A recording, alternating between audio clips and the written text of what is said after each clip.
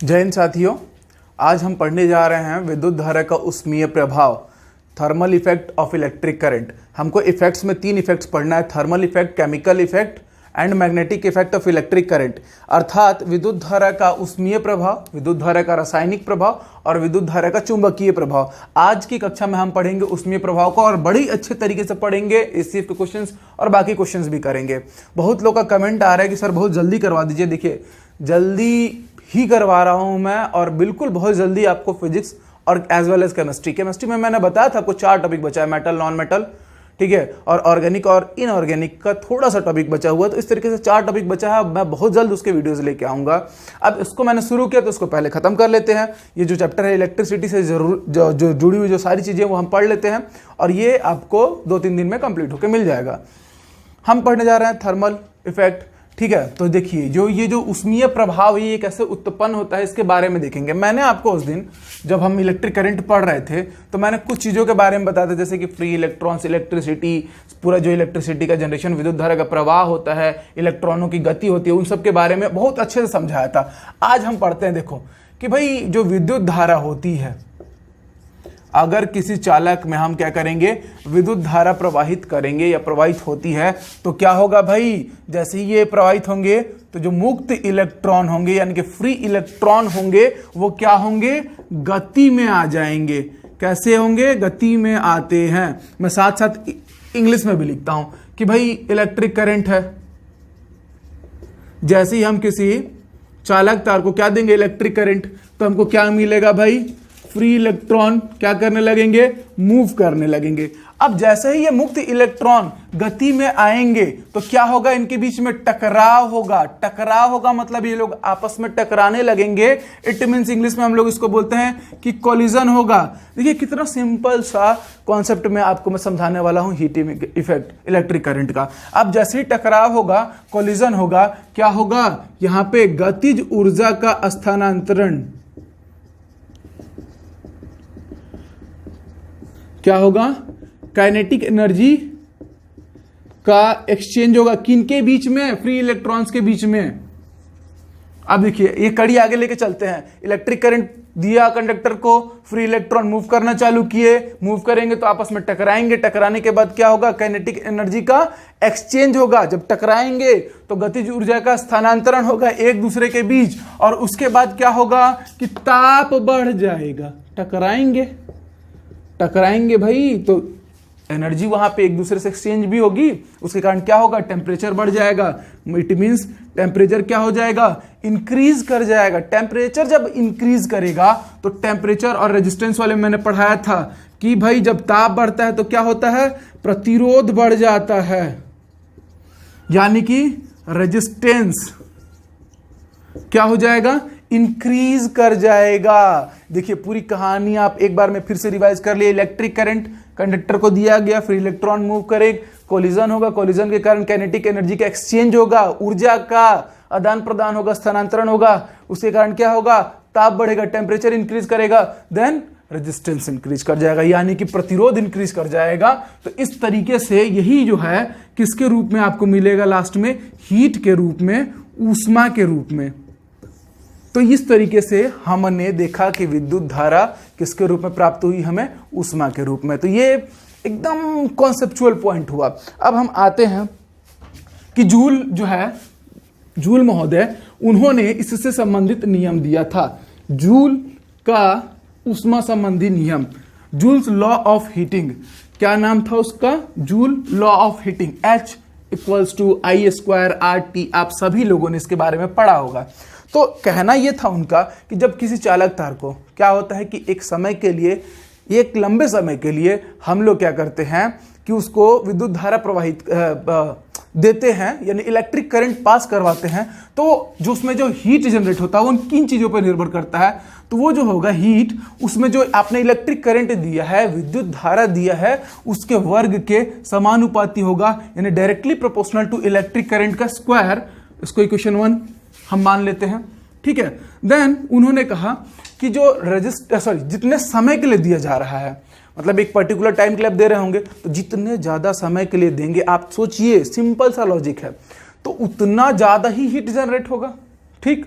आप घरों में आपके हीटर होगा, आपके घरों में आयरन होगा जिससे आप प्रेस वगैरह जो यूज़ करते हैं आप, अगर आप उसको लगा के छोड़ देते हैं तो वो कपड़ों को जला देता है। क्यों? क्योंकि आप एक लंबे समय के लिए उसको प्रयोग में ले रहे होते हैं, जिसके कारण जो ये हीट होता है, ऊष्मा होता है, उसका मान क्या होता है, बढ़ जाता है, ताप बढ़ जाएगा साथ साथ में, यानी कि समय पे भी निर्भर करेगा।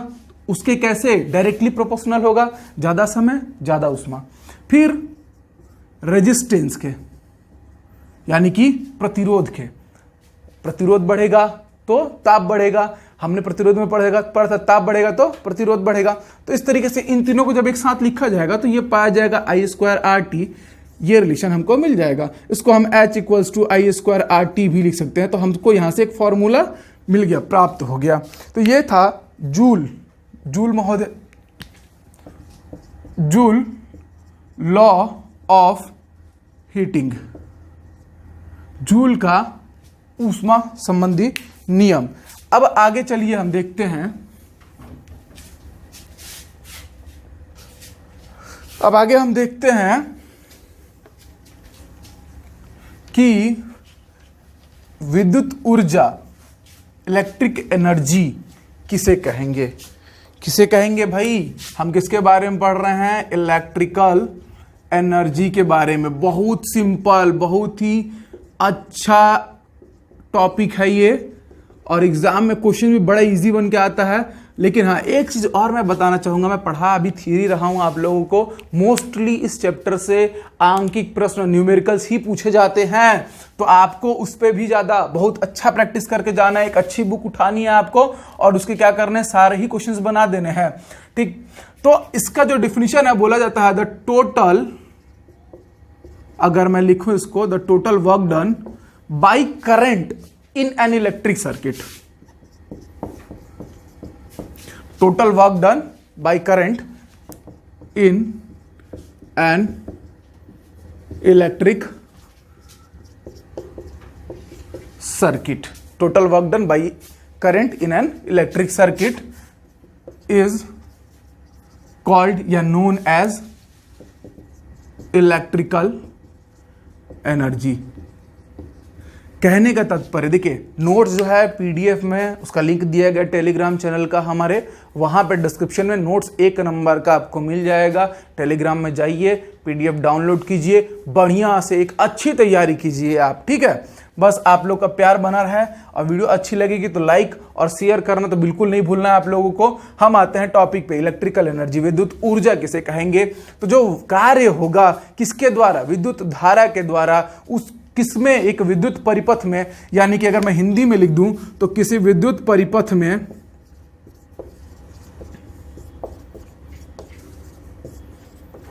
विद्युत धारा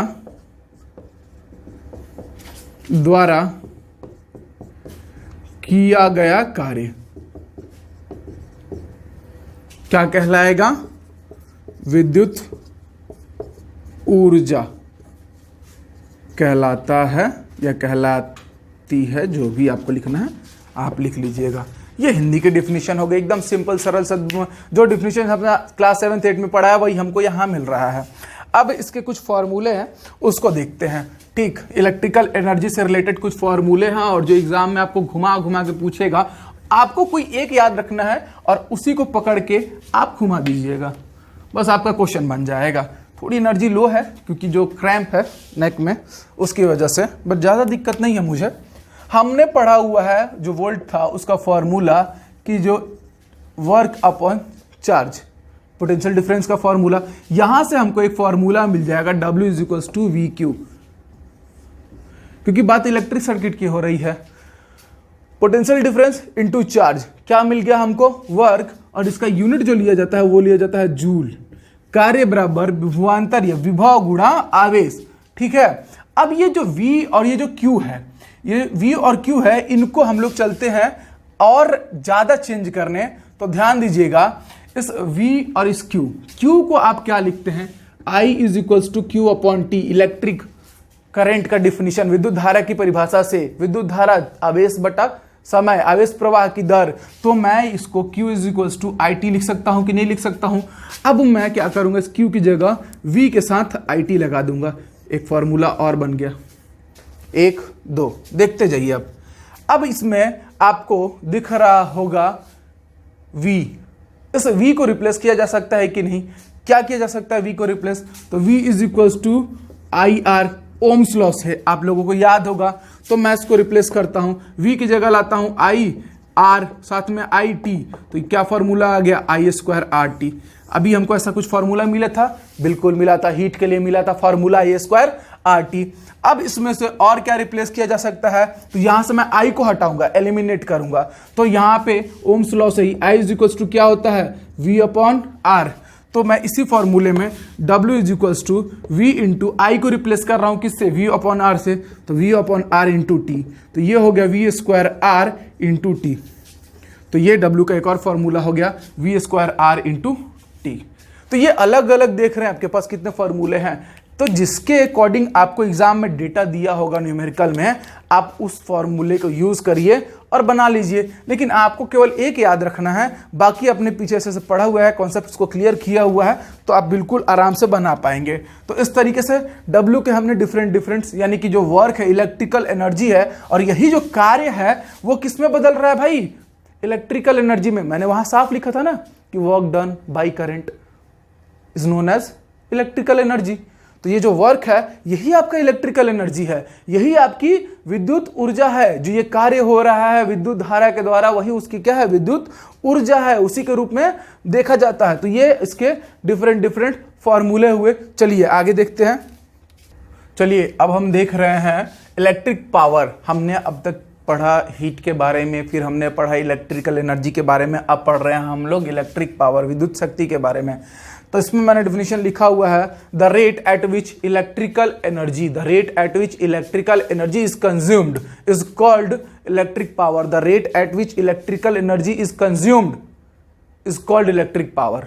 ठीक है, यानी कि किसी परिपथ में विद्युत ऊर्जा के जो क्षय होने की, मतलब खत्म होने की या खपत होने की जो दर होगी, दर मतलब समय से हम लोग उस राशि को भाग देंगे, किसको? विद्युत ऊर्जा की दर, विद्युत ऊर्जा का क्षय होने की दर, उसके खपत होने की दर, यानी कि जो पावर है P, वो क्या हो जाएगा? W upon T. पावर जो P है वो W अपॉन टी होगा। ठीक है, क्योंकि दर बोल रहा है, दर हम मतलब समय से विभाजित करते हैं। तो P is equals to W is equals to, इसके जस्ट पहले हम लोगों ने पढ़ा था, क्या पढ़ा था?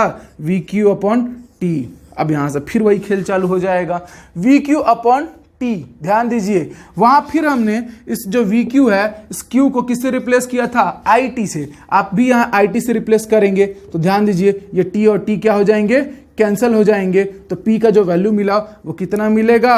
VI। P is equals to VI।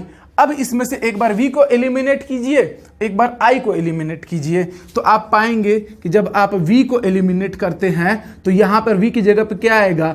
I R into आई, तो ये हो जाएगा आई स्क्वायर आर।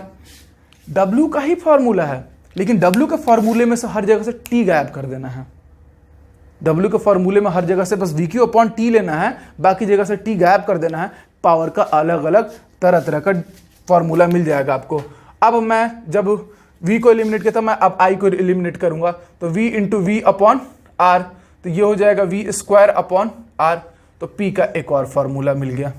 ठीक है, अब बात करेंगे इसके SI यूनिट की। ये आप लोग देख पा रहे होंगे, P is equals to VQ upon W upon T। ये बेसिक फॉर्मूला है, इसको याद रखना है, सारा खेल यहीं से होगा। ठीक, और बाकी अगर आपको पीछे का पता है, आगे बहुत अच्छे से आप बना पाएंगे। P is equals to VI, P is equals to I square R, P is equals to V square upon R। तो पावर के तरह तरह के फॉर्मूले हमने इन्वेंट कर लिए, निकाल लिए। अब जो इसका SI यूनिट होता है, उसका SI यूनिट होता था जूल। इलेक्ट्रिकल एनर्जी का क्या होता था? जूल। इसका जो होगा वो होगा वॉट, WATT, हिंदी में इसको लिखेंगे वॉट। ठीक है, तो ये होगा इसका SI यूनिट। SI मात्रक जो होगा वो क्या होगा? वॉट होगा। अच्छा, कुछ एक डेटा है जो आपको पता होना चाहिए, 1 किलो वॉट। 1 किलो वॉट जब बोलेगा, किलो वॉट जोड़ दिया मतलब 10 टू द पावर 3 वॉट, यानी कि इसको आप क्या लिख सकते हैं? 1000 वॉट। ठीक, शक्ति का एक और मात्रक है, उसको बोलते हैं 1 हॉर्स पावर। 1 हॉर्स पावर यानी कि 1 अश्व शक्ति। एक अश्व शक्ति। एक अश्व शक्ति ये बहुत बार एग्जाम्स में पूछा गया है, का वैल्यू होता है 746 वॉट। क्या होता है? 746 वॉट। इस तरीके से हमने पावर को भी देखा। चलिए अब हम लोग आगे देखते हैं कि चलिए अब हम देखते हैं फिर से विद्युत ऊर्जा को। फिर से विद्युत ऊर्जा को देखने का तात्पर्य ये है कि हमने अभी देखा था P = W/T, power = electrical energy upon time. तो यहाँ से हमको एक रिलेशन मिल सकता है कि भाई इलेक्ट्रिकल एनर्जी, बार बार मैं W को इलेक्ट्रिकल एनर्जी बोल रहा हूँ, आप ध्यान दीजिएगा इस बात का, वो हो जाएगा P × T। क्या मतलब हुआ? पावर यानी कि विद्युत शक्ति, और गुणा समय यानी कि टाइम। विद्युत शक्ति और क्या होगा, मतलब कि जो विद्युत ऊर्जा होगी, क्या होगी? विद्युत ऊर्जा होगी, वो क्या होगी? विद्युत शक्ति। देखिए नए नए रिलेशन निकल के आ रहे हैं। और क्या होगी? समय का गुणनफल होगी। विद्युत ऊर्जा जो होगी वो विद्युत शक्ति और क्या होगी? समय का गुणनफल होगी। देखिए फिजिक्स बहुत पानी की तरह मैं लेके जा सकता हूं। आप लोग का इंटरेस्ट और वो जो भी है, आपको थोड़ा सा मेहनत करना पड़ेगा। मैं मोस्टली 10 से 15 क्वेश्चन ही प्रैक्टिस करवा पाऊंगा एक वीडियो में या 2 वीडियो में। आपको और क्वेश्चंस उठा के बनाने हैं, अच्छे अच्छे रेफरेंस बुक से बनाने हैं, तब आपको एक फील आएगा फिजिक्स में, और वो बहुत जरूरी है। ठीक है, तो विद्युत ऊर्जा बराबर विद्युत शक्ति गुना समय, हमने ये देखा। अब हम एक चीज और बात कर रहे हैं कि जो व्यापारिक मात्रक होता है, इसको हम लोग इंग्लिश में बोलते हैं कॉमर्शियल यूनिट। किसका? इस विद्युत ऊर्जा का, क्योंकि ये विद्युत ऊर्जा की ही गणना करना है। अब हमारा अगला टॉपिक यही है कि जो इलेक्ट्रिकल एनर्जी है जो घरों में खपत होती है, उसकी गणना कैसे करेंगे। आपके घर में बिजली बिल आता है तो आप लोग क्या बात करते हैं बोलचाल की भाषा में कि भाई कितना यूनिट आया, और किस यूनिट की जो दर है वो क्या चल रही है। अभी सरकारी रेट क्या चल रहा है, कहीं 2.5 रुपये यूनिट है, कॉमर्शियल वाले का ज़्यादा लगता है 4.5 या 5 रुपये यूनिट होता है बिजली बिल। तो जो एक यूनिट जो जिसकी बात की जा रही है वो एक यूनिट है क्या, और उसको यूनिट में क्यों रिप्रेजेंट किया जा रहा है, और यूनिट में बिजली जो व्यापारिक जो नाम है इसका, ये यूनिट में दिया गया है, तो उसकी मीनिंग क्या है, साइंस में उसका क्या इंपॉर्टेंट रोल है, और क्यों बार बार गवर्नमेंट कहती है सेव इलेक्ट्रिसिटी, सेव इलेक्ट्रिसिटी, भाई विद्युत बचाओ, ऊर्जा बचाओ, तो क्यों ज़रूरी है। तो देखिए आज इसको भी आप लोग जान पाएंगे, और बड़ा ही ज़रूरी है जानना। तो व्यापारिक जो यूनिट है, कॉमर्शियल यूनिट है, तो उसको हम लोग बोलते हैं यूनिट, नाम दिया जाता है, या नाम दिया जाता है इसको KWH, किलो वाट घंटा, या किलो वाट आवर। ठीक है, दोनों में से एक यूनिट की जो वैल्यू होती है वो होती है 1 kWh, 1 किलोवाट घंटा या 1 किलोवाट आवर।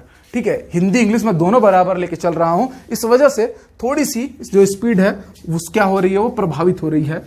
चलिए तो अब हम देखेंगे साथियों इस किलोवाट घंटा के बारे में, यानी कि इस यूनिट के बारे में, जो कमर्शियल यूनिट था इलेक्ट्रिकल एनर्जी का, इसके बारे में थोड़ा सा हम लोग क्या करते हैं, डिस्कशन करते हैं। और बहुत प्यारी चीज़ है और बहुत जानने वाली बात है, आप लोगों को पता भी होना चाहिए। बहुत लोगों को, मैं उम्मीद करता हूँ 90% लोगों को इसके बारे में डिटेल में पता होगा, लेकिन 10% लोग जरूर ऐसे होंगे जिनको नहीं पता होगा। चलिए उनकी बात करते हैं और सीखते हैं। KWH, किलोवाट आवर, किलो यानी कि 1000 वाट, और आवर अगर बोलेंगे और इसको हम लोग सेकंड में रिप्रेजेंट करेंगे तो एक घंटे में कितने सेकंड होते हैं, 3600 सेकंड। ठीक, इस तरीके से इन दोनों का आप मल्टीप्लाई करेंगे तो आपको मिलेगा 365 वाट सेकंड। इसको आप लिख सकते हैं 36 जूल। ठीक, ये हम किसकी निकाल रहे हैं, एक यूनिट यानी एक KWH की वैल्यू फाइंड करने जा रहे हैं। इसको जनरली लिखा जाता है, अब मैं यहाँ पे अगर डेसिमल लगा रहा हूं तो 1 जीरो इसमें बढ़ जाएगा, तो यहाँ पे 5 था 6 हो जाएगा, तो ये कितना हो जाएगा 3.6 × 10⁶ जूल। मतलब एक KW 1 किलोवाट आवर की जो वैल्यू आई है वो आई है 3.6 × 10⁶ जूल। 3.6 × 10⁶ जूल कितना आई है, 3.6 × 10⁶ जूल। याद रखना है, एग्जाम में बहुत बार एज इट इज पूछ दिया इसका वैल्यू। तो ये हुआ आपके एक यूनिट का मान। और एक यूनिट को परिभाषित किया गया है कि जो एक यूनिट होता है, एक यूनिट का मतलब होता है, एक यूनिट का मतलब होता है कि भाई 1 सेकंड में, ध्यान देना ये बहुत इंपॉर्टेंट लाइन है, एग्जाम के पॉइंट ऑफ व्यू से नहीं, जानने के पॉइंट ऑफ व्यू से, कि 1 सेकंड में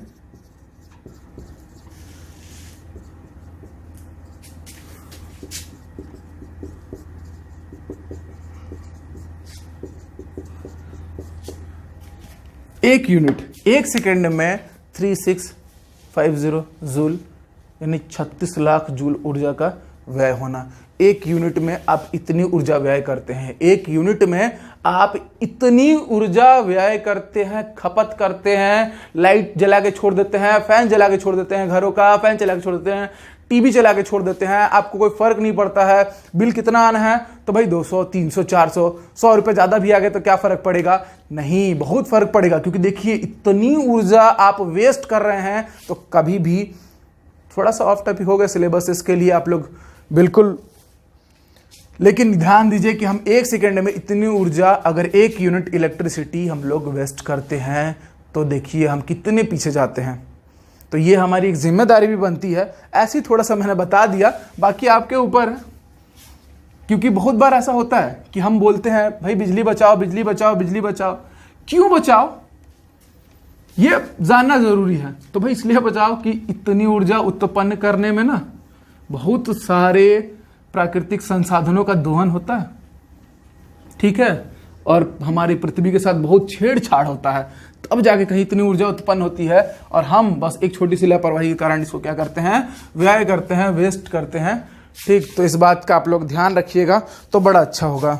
अब इसके बाद हम लोग देखते हैं व्यय की गई ऊर्जा, या डायरेक्ट आप इसको लिख लिए इलेक्ट्रिकल एनर्जी। जैसे कि अगर फाइंड करना है हम लोग को तो उसका जो फॉर्मूला है वो direct V into I into T divided by 1000 ले लिया जाता है। ठीक है, कि जो भी है ये वैल्यू हम लोग इससे लेके कैलकुलेट करते हैं। या फिर जैसे कि कुछ क्वेश्चंस आएंगे कि इतना बल्ब थे घर में, इतने घंटे के लिए जले तो कितना, और 1 यूनिट का दाम 40 पैसा है, तो टोटल कॉस्ट बताइए। तो उसके लिए फॉर्मूला लगाएंगे आप लोग, नंबर ऑफ अप्लायंसेस, यानी कि जो बल्ब है या जो भी अप्लायंसेस है, यानी कि जो विद्युत के उपकरण है उनकी संख्या। ठीक है, ये नंबर्स रहेंगे उनके, जितने भी उपकरण होंगे। बल्ब का पूछा है तो बल्ब का निकालिए अलग से, ठीक, टीवी का निकाले, फिर लाके सबको ऐड कीजिए, यूनिट निकालिए, और यूनिट के बाद उसको पैसे से मल्टीप्लाई कीजिए। नंबर ऑफ अप्लायंसेस, साथ में आप इसके मल्टीप्लाई करेंगे पावर, यानी कि शक्ति, लेकिन शक्ति यहाँ किस में रहेगी, वॉट में रहेगी। साथ में आप मल्टीप्लाई करेंगे नंबर ऑफ अप्लायंसेस, साथ में पावर आया, पावर के बाद आप मल्टीप्लाई करेंगे टाइम को, और टाइम जो है यानी कि समय, और समय यहाँ रहेगा आवर में यानी घंटे में, और साथ में आप मल्टीप्लाई करेंगे नंबर ऑफ डेज यानी कि दिनों की संख्या, और सबको गुणा करके आप देंगे भाग 1000 से। देखिए व्यय की गई ऊर्जा यानी कि जो इलेक्ट्रिकल एनर्जी है उसको ये फाइंड करने का तरीका है। ठीक, तो ये आप इस तरीके से निकालेंगे, 1000 से भाग देंगे और वो मिलेगा आपको यूनिट में, और उस यूनिट का कुछ कॉस्ट दिया होगा कि 50 पैसा, 1 रुपया, 2 रुपया पर यूनिट है। तो आप उसको, इस पैसे को यहाँ रखिएगा, मल्टीप्लाई कराइएगा, तो आपको पता चल जाएगा कि आपने घर में खपत कितने जूल की थी एनर्जी, और उसका आपको पैसा कितना देना पड़ेगा। तो ये फॉर्मूला बहुत इंपॉर्टेंट है, ये फॉर्मूला आप लोग याद रखिएगा। ठीक है, चलिए आगे चलते हैं। चलिए, अब आप देख रहे होंगे यहाँ पे एक न्यूमेरिकल है, मैं उसको यहाँ नोट्स में पढ़ रहा हूँ कि ये बोल रहा है क्वेश्चन में, a torch bulb is rated at 2.5 volt and 750 milliampere. क्या बोल रहा है, आपको V की क्या वैल्यू दी हुई, उसने जो विभव है उसका वैल्यू दिया हुआ है 2.5 वोल्ट, और जो करंट दिया हुआ है उसकी वैल्यू दी हुई है 750 मिली एम्पियर, और इसको आप बदल दीजिएगा, 1000 से भाग दे दीजिए एम्पियर में लाने के लिए, तो ये आपको कितना मिल जाएगा, 0.75 एम्पियर। चेंज करना बड़ा ज़रूरी है, एम्पियर में ही लेना रहता है डेटा। आगे बोला है कैलकुलेट करने के लिए, ज्ञात करने के लिए बोला है, फर्स्ट थिंग बोला है पावर, यानी कि शक्ति ज्ञात करना है, आपको शक्ति की गणना करनी है। दूसरी चीज़ जो बोला है ज्ञात करना, वो बोला है रेजिस्टेंस, यानी कि आपको प्रतिरोध ज्ञात करना है। और देखिए बहुत अच्छे से और अच्छे क्वेश्चंस मैं लेके आया हूँ कि आपसे एग्जाम में क्वेश्चन बने, छूटे नहीं, बने। तो आपको अगर थोड़ा सा भी आपको लापरवाही नहीं करना है और अच्छे से पढ़ना है। और नेक्स्ट जो बोला है वो energy consume if bulb is lighted for 4 hour. मैं डायरेक्ट हिंदी में लिखता हूँ, क्वेश्चन तो वहाँ इंग्लिश में ही है, ठीक है। यदि बल्ब 4 घंटे जलता है तो व्यय ऊर्जा की गणना, ठीक, वहाँ आपको नज़र आ रहा होगा क्वेश्चन। तो इस तरीके से इन चीज़ों को फाइंड करने बोला है। हिंदी इंग्लिश में भी आपको क्वेश्चन समझ में आ गया। चलिए अब इसको क्या करते हैं, सॉल्व करते हैं। ठीक है, हमारे पास 2 डेटा दिया हुआ है, V दिया हुआ है, I दिया हुआ है। हमसे पूछा उसने पावर के लिए अभी मैंने आपको फॉर्मूला पढ़ाया था, P = VI।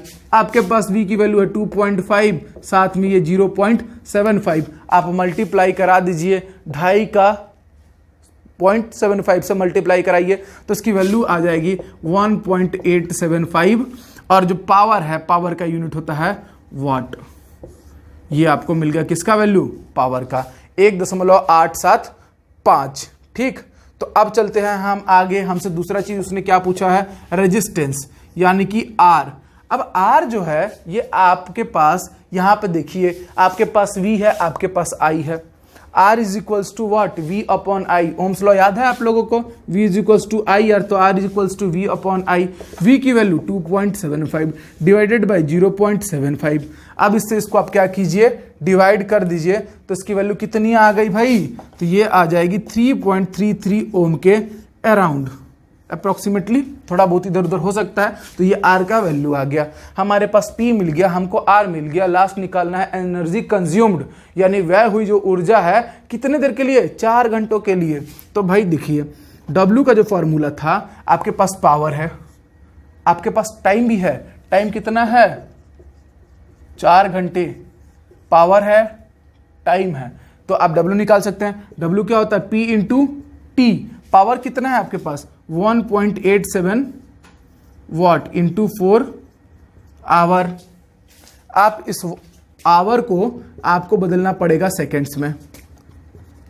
तो 1 घंटे में 3600 सेकेंड, तो 4 घंटे में 4 गुना 3600 सेकेंड्स। ठीक है, और भी तरीके हो सकते हैं, आप कहीं से भी फॉर्मूला अप्लाई कर सकते हैं, बहुत सारा फॉर्मूला है ना, तो इधर उधर का भी अप्लाई करके आप फाइंड कर सकते हैं, बट ये है कि सही से फाइंड कीजिएगा। अब इस पूरे को आप जब मल्टीप्लाई कर दीजिएगा तो ये आ जाएगा 27000, ठीक है,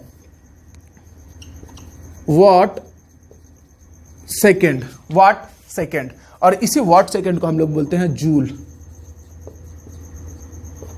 ठीक है, तो इस तरीके से जो व्यय की गई ऊर्जा है उसकी कितनी खपत हुई, या व्यय की गई ऊर्जा का मान कितना आया, 27000 जूल, 27000 जूल। चलिए अब आपको एक नेक्स्ट क्वेश्चन दिखाई दे रहा होगा, बोल रहा है 100 जूल, क्या बोल रहा है, 100 joule of heat are produced, 100 joule of heat are produced each second, ध्यान रखिएगा, ईच सेकेंड, 1 सेकेंड की बात कर दिया, इन ए 4 ओम रेजिस्टेंस, मतलब 4 ओम के प्रतिरोध में हर सेकंड क्या हो रहा है, 100 जूल ऊर्जा, ठीक,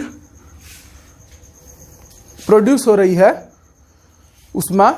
find the potential difference across R, तो जो प्रतिरोध है उसके बीच में जो पोटेंशियल डिफरेंस यानी V है वो आपको फाइंड करना है। एकदम इजी क्वेश्चन है भाई। क्या क्या दिया है आपको, H दिया है, उष्मा का मान 100 जूल, साथ में आपको क्या दिया उसने, R दिया है रेजिस्टेंस 4 ओम, आपको उसने T दिया है ईच सेकेंड मतलब 1 सेकेंड, 1 सेकेंड दिया है। अच्छा, अब हमारे पास एक फॉर्मूला था, आप लोगों को याद होगा, H = I² joule, law of heating, joule का उष्मा नियम। यहां से हमारे पास H है, R है, T है, I फाइंड करना है, तो मैं I² रखूंगा, H, ये R और T उसके डिवाइड में जाएंगे तो ये हो जाएगा H/RT। I निकालना है चूंकि, तो ये स्क्वायर हटाऊंगा तो यहाँ अंडर रूट बनेगा H/RT। अब चूंकि I निकालना है तो I = H की वैल्यू 100, R की वैल्यू 4 × 1। अब I आपको मिल गया √25, 4 से 100 कैंसिल हुआ तो ये I की वैल्यू मिल गई आपको 5 एम्पियर। आपसे उसने पूछा था क्वेश्चन में कि find the potential difference across R, resistance के संबंध में विभवांतर का मान बताइए। तो आप देखिए V इज इक्वल्स टू क्या होता है भाई, आई आर। आपके पास I है क्या, है भाई 5 एम्पियर, R है क्या, है भाई 4 ओम। तो V जो आपको मिला वो मिल गया 20 वोल्ट्स। इस तरीके से इजीली आपने इस क्वेश्चन को बना लिया। तो फॉर्मूले बहुत कोई कॉम्प्लेक्स नहीं है, बड़ी इजी है ना भाई, कैसे नहीं है, इजी है। लेकिन एग्जाम में जो थोड़ा क्वेश्चन आता है ना साथियों, थोड़ा सा 2017 में जो फिजिक्स का लेवल बनाया है ना, मजेदार बनाया है उसने, ठीक, जोरदार बनाया है। तो इसलिए पहले अभी थोड़ा इजी क्वेश्चन करके हम कॉन्सेप्ट पे चल देते हैं, और 1-2 क्वेश्चन आपको एकदम वैसा ही वाला मिलेगा। चलिए अब नेक्स्ट क्वेश्चन देखते हैं। नेक्स्ट क्वेश्चन बोला है 220 वोल्ट पर 100 वॉट लिखा है, एक बल्ब होगा, उस पर बोल रहा है कि जो 220 वोल्ट, आप क्वेश्चन दिख रहा होगा आपको वहां पर, और उस पर क्या लिखा है 100 वॉट। ये तो भाई बता देगा वोल्ट को, ये बता देगा आपको वॉट है मतलब पावर को बताएगा, शक्ति को बताएगा। तो इसे 110 वोल्ट के सोर्स से जोड़ा जाए, यानी कि स्रोत से जोड़ा जाए बोल रहा है, तो शक्ति व्यय क्या होगा, यानी कि शक्ति व्यय आपको क्या करना है, फाइंड कर देना है। ठीक, शक्ति व्यय यानी आपको फिर से P फाइंड करना है। तो पहले वाले को सॉल्व कीजिए, रेजिस्टेंस निकालिए, यहां से आपको क्या मिलेगा, रेजिस्टेंस। उसी रेजिस्टेंस को इसके रिस्पेक्ट में हम सॉल्व कर देंगे, हमको शक्ति व्यय मिल जाएगा। चलिए सॉल्व करते हैं।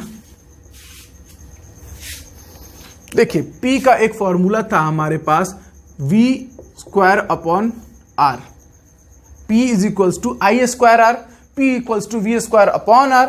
तो ये फॉर्मूला है, P इक्वल्स टू VI। हमने 2-3 फॉर्मूला पढ़ा था ना, एक बार रिवाइज कर लीजिए।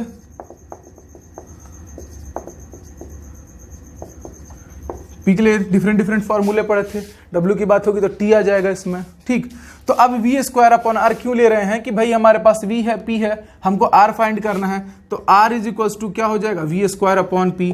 V² या मतलब 220 का स्क्वायर डिवाइडेड बाई P की वैल्यू 100 वॉट है। ठीक है, तो R की जो वैल्यू है वो हो जाएगी 220 इंटू 220 डिवाइडेड बाई 100।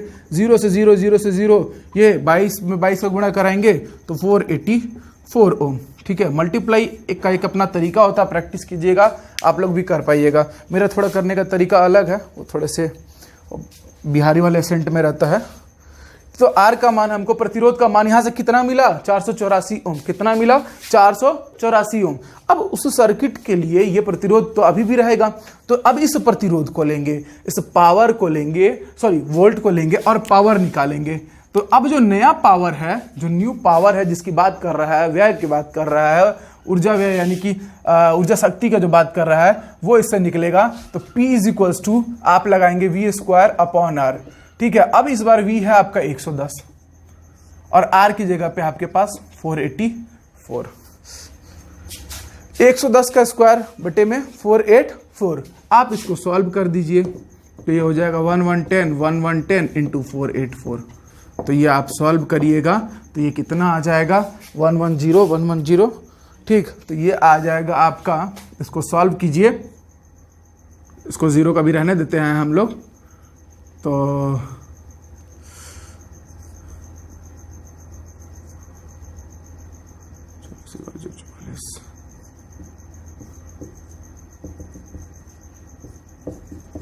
$25 वॉट। ठीक है, तो एकदम इजी क्वेश्चन था।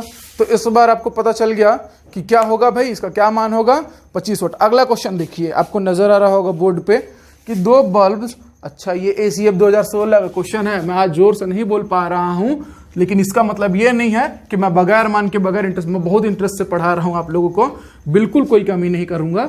इस बात का आप ख्याल रखेंगे पक्का, और अपना साथ बनाए रखेंगे। बहुत जल्दी केमिस्ट्री फिजिक्स को ख़त्म करने वाले हैं, और आपके एक अच्छे दर्जे की आपकी तैयारी मैं करवा के जाऊंगा अपने जीत फाउंडेशन क्लासेस के तरफ से। ठीक है, और उसके बाद मैं एप्टी रीजनिंग, मैंने आपको वादा किया मैं लेके आऊँगा, और बायोलॉजी चूँकि मैंने कहा है, तो अगर ऐसा पॉसिबल हुआ तो उसके अच्छे टॉपिक्स को मैं लेके आऊँगा कि एक अच्छी तैयारी हो आपकी। क्वेश्चन बोल रहा है कि 2 बल्ब्स मार्क्ड 200 वॉट 250 वोल्ट। आप लोग देखिए वहां क्वेश्चन, ठीक है, ये है आपका ACF 2016 का question. 200 what 250 volt and 100 what और 250 वोल्ट, ठीक है, 250 वोल्ट दोनों में कॉमन है। और ज्वाइंट इन सीरीज किस में ज्वाइन कर रहा है, ये बहुत इंपॉर्टेंट पॉइंट है भाई, ये सब जानना आपको, एक एक बात पे नोटिस करना पड़ेगा, नहीं तो गलत आंसर आएगा। 250 वोल्ट सप्लाई, वोल्ट्स सप्लाई से क्या गए हैं, जोड़े गए हैं। पावर कंज्यूम्ड इन सर्किट, आपको फाइंड करना है कि जो पावर जो कंज्यूम किया गया सर्किट में वो कितना पावर कंज्यूम किया गया है। तो भाई देखिए मैं इसको मिटा रहा हूं, डेटा आपने देख लिया, ठीक है, चलते हैं हम इसको क्या करेंगे, अब सॉल्व करेंगे। पहले वाले में ये है आपका P1, इसको मान लेते हैं V1। दूसरे वाले में ये है आपका P2, इसको मान लेते हैं V2। हम निकालते हैं R1 और R2। क्या निकाल रहे हैं, R1 और R2, और यही R1 R2 को हम जोड़ेंगे सीरीज में। R1 और R2 सीरीज में क्या है, ये कॉम्बिनेशन, सीरीज कॉम्बिनेशन, तो इनको श्रेणी क्रम में जोड़ा जाएगा। तो चलिए देखते हैं R1 और R2। R1 और R2 P का जो फॉर्मूला होता है वो होता है V²/R। तो R का जो फॉर्मूला हो जाएगा वो हो जाएगा V²/P। याद आ गया, एक बार और आपने रिवाइज कर लिया। चलिए यहां आते हैं, V²/P, V1²/P1। V1 हमारे पास कितना है, यहां देखिए 250 वोल्ट डिवाइडेड बाई P1 कितना है 200 वॉट। ये हो जाएगा 250 इंटू 250 डिवाइडेड बाई 200। और जिस तरीके से ये 0 0 कैंसिल हो जाएगा, 25 25 यहाँ 625 और बट्टे में 2, और ये आएगा रेजिस्टेंस। ये R1 का वैल्यू मिल गया आपको एकदम इजीली। अब जो R2 है उसके लिए होगा V2² divided by P2। V2 भी आपका कितना है 250 का स्क्वायर डिवाइडेड बाई P2 कितना है 100। तो ये हो जाएगा 250 गुना 250 बटे में 100, 0 से 0 0 0 कैंसिल, ये आ जाएगा 25 25 हाँ 625 ओम। हमको मिल गया R1 और R2। और उसने बोला था, मैंने आपको लिख के भी बताया था कि सीरीज में कंबाइन है, तो सीरीज में कंबाइन है। देखिए कितना अच्छा क्वेश्चन दिया है। अगर वो सीरीज वर्ड अगर कोई भूल जाए तो यहाँ पे पहले हमको क्या निकालना पड़ेगा, R इक्विवेलेंट, तो वो क्या हो जाएगा, पूरा सत्यानाश हो जाएगा। अब यही काम हम लोग छोड़ देंगे और किसी और तरीके से बनाने चल जाएंगे, वही होगा हमारा क्वेश्चन गलत। 625 ओम प्लस 625 बटे 2 ओम, ये दोनों को आप जोड़ दीजिए तो कितना आ जाएगा 2, 625 और 625 बटे 2। इन दोनों को जोड़ने के बाद हमारा कितना आएगा आंसर। इसको ऐसा करते हैं हम कि इसको ऐसे ही छोड़ देते हैं, R1 प्लस R2 है 625, तो ये हो जाएगा 2 LCM, तो 2 और 1 3, इसको 3 गुना 625 लिख लेते हैं ओम। ठीक है, कैलकुलेशन को कॉम्प्लेक्स नहीं करने के लिए मैं ऐसा कर रहा हूँ, आप देख पाएंगे। ये यहाँ पे 2 ठोक 625 और ये 1, तो 3 ठोक 625 होगा। इस तरीके से स्ट्रिक के रूप में मैंने लिख दिया है। ये करना चाहिए, चालाकी होता है ये, हमारे पास समय बचाने के लिए और कोई उपाय तो है नहीं।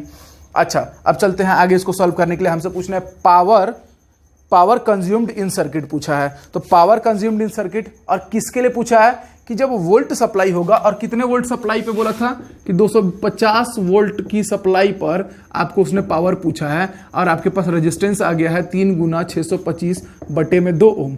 तो अब पावर होगा V²/R। अच्छा क्वेश्चन आया है कि नहीं, देखिए एक बोर्ड पूरा बनाना पड़ गया हमको। ठीक, तो V² यानी कि 250 इंटू 250 और डिवाइडेड बाई R की वैल्यू 3 गुना 625 बटे में 2 था, वो 2 कहाँ जाएगा ऊपर। 3 गुना 625 बटे में 2 था, 2 कहाँ जाएगा ऊपर। इस तरीके से अब ये देखिए यहाँ पे आप इसको लिख सकते हैं 25 गुना 25 और ये हो जाएगा 100 गुना 2 बटे में 3 गुना 625। इन 25 से ये 625 कट जाएगा 200 बटे 3 और आ जाएगा आंसर वॉट 200/3। 200/3 इसको आप लिख सकते हैं 7 × 21 6 × 18 80 और 200, यानी कि उसमें आया होगा 67 वॉट का कोई एक आंसर होगा ऑप्शन में, और वो होगा आपका सही। इस तरीके से ये क्वेश्चन भी होता है डन। इसके बाद चलते हैं, अब यही नहीं रुकेंगे ना, 1-2 क्वेश्चन और पढ़ लीजिए। ठीक, जरूरी है इसमें से क्वेश्चन ही जब आ रहा है तो थोड़ा क्वेश्चंस कर लेते हैं, क्या बुरा है ना। अच्छा, एक चीज और है, बार बार आप लोग कमेंट करके बोल रहे हैं कि जो क्लासेस हैं सर वो पेड तो नहीं होंगी। बहुत लोगों को अब मैंने क्लियर कर दिया है और बाकी लोगों को भी बता दूं। और जैसे कि बहुत जल्द मैं सिलेबस भी खत्म करवाऊंगा फिजिक्स का, ठीक। तो यार मैं पहले भी बता चुका हूं कि no paid classes, paid class नहीं रहेगी। क्लास ACF तक आपकी क्या है, फ्री है। तो जो भी कोई कमेंट करता है मेरे बिहाफ पे आप लोग कमेंट में रिप्लाई कर दिया कीजिए, ठीक है, मुझे बहुत खुशी होगी। चलिए चलते हैं आगे और देखते हैं क्वेश्चन। तो क्वेश्चन आ रहा होगा बोर्ड पर नजर आपको। क्वेश्चन में बोल रहा है वो कि how many 176 ohm resistors, how many मतलब कितने 176 ओम के प्रतिरोध इन अ पैरेलल कॉम्बिनेशन, ठीक है। आर का मान कितना दिया है 176 ओम और कॉम्बिनेशन कौन सा बोला है, पैरेलल यानी कि समांतर क्रम संयोजन। बोल रहा है कि required to carry 5 ampere on a 220 volt line, required to carry 5 ampere on a 220 volt line. I है, वी है, आर है, पैरेलल कॉम्बिनेशन में दे दिया है। अब ये क्वेश्चन में आपको पूछा क्या है उसने, तो पूछा है कि कितने नंबर ऑफ रेजिस्टेंस, कितने नंबर ऑफ रेजिस्टेंस। आपके पास आई है, वी है, आर है, ठीक। तो पैरेलल कॉम्बिनेशन में आपने पढ़ा होगा एक फॉर्मूला, मैंने आप लोगों को पढ़ाया होगा कि जब n आइडेंटिकल रेजिस्टेंस होंगे, ठीक है, सीरीज में पढ़ाया था मैंने कि जब सीरीज होंगे, सीरीज कॉम्बिनेशन होगा कि यानी श्रेणी क्रम संयोजन होगा, तो आप क्या करेंगे NR, उस रेजिस्टेंस के मान में कितने रेजिस्टेंस उसको मल्टीप्लाई करेंगे। बात जब पैरेलल की होगी तो वो R बाई क्या हो जाएगा N। तो हम यहां से ये फॉर्मूला अडॉप्ट करेंगे क्योंकि हमको क्या फाइंड करना है N। तो ये R इक्विवेलेंट है, तो ये R इक्विवेलेंट की जगह पर हम लोग क्या रखेंगे R अपॉन N। R की वैल्यू आपको दी गई है, R इक्विवेलेंट क्या हो जाएगा, R इक्विवेलेंट जो ये V और I का रेशियो है, तो ये V upon I is equals to R upon N। V upon I उस सर्किट का V अपॉन I ही तो उसका R इक्विवेलेंट होगा ना फाइनल। तो V की वैल्यू है 220 वोल्ट और I की वैल्यू है 5 बराबर में 176 बटे में N। अब इसको इधर ले जाएंगे, इसको नीचे ले आएंगे, N को इधर ले आएंगे, तो इस तरीके से हमको मिलेगा N equals to 176 into 5 divided by 220। अब इसको क्या करिएगा, आप डिवाइड कीजिएगा तो आपको मिलेगा 4 आंसर। तो N का वैल्यू कितना है 4, मतलब 176 ओम के 4 रेजिस्टर्स को पैरेलल कॉम्बिनेशन में आपको क्या करना पड़ेगा, समांतर क्रम में जोड़ना पड़ेगा। तो ये अच्छा क्वेश्चन था, बताइएगा कमेंट में। चलिए एक आखिरी क्वेश्चन करते हैं और वहां पे हम लोग एंड करते हैं, thermal effect of electric current. ठीक, अच्छा टॉपिक था। आप लोग बिल्कुल बता सकते हैं अगर लग रहा होगा आपको कि कुछ छूट रहा है या कुछ रह जा रहा है, इस तरीके का आपके मन में अगर ख्याल आ रहा होगा तो ठीक। पीडीएफ में मैंने और भी साथ में से क्या है क्वेश्चंस को इंक्लूड किया हुआ है।